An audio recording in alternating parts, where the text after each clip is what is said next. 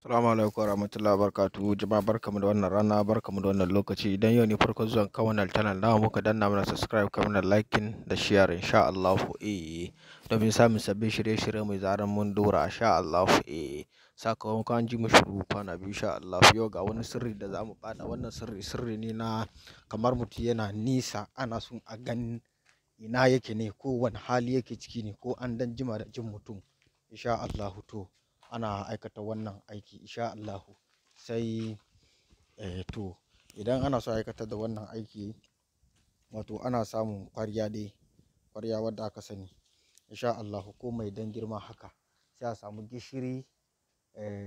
gishiri, idan kai almajiri ne an kama maka wannan aiki, sai a samu gishiri. To idan an samu wato gishiri, to sai a rubuta sunan wanda ake so a ga inda yake. To idan an rubuta, sai a samu ruwan zanzan a zuba cikin wannan kwaryan, sai a dan samu wani gishirin wani a dan zuba a kasa, a baza kasa haka, sai a samu ruwan zanzan a zuba, sai a samu tularin danko, tularin danko, wani tulare ne ana kiran shi tularin danko, sai a zuba cikin wannan gishirin wanda aka rubuta sunan, sai a kwashe wato wannan gishiri, wato gishirin garin nan wani insha Allah, sai a zuba cikin wannan ruwan, sai a samu farin yadi a rufe.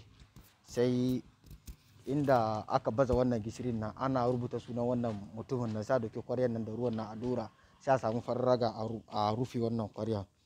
To biznillahi, idan an samu an bude wannan kwarya, an rufe wannan kwaryan nan da farin yadi insha Allah, to sai a karanta inna ma amaru iza arada shay'an yakulu kun fayakun, sai a ambaci sunan shi, a ce wani duk inda kake duka ka bayyana mu ganka. To insha Allah ana bude wannan kwaryan nan za a gane shi, duk inda yake duka zai bayyana gare ku. Idan ya mutu ne insha Allah kasa kawai ne za a nuna muku, idan kuma wani abu ne yana cikin wani hatsari ko an kulle shi, za ku gan shi cikin duk yanayin da yake nan insha Allah. Ga neman karin bayani yana tuntuba kan wannan lambar waya, ko kuma yana iya samu a WhatsApp insha Allah. Ni ne dan karama almajirin ku. Assalamu alaikum warahmatullahi wabarakatuh.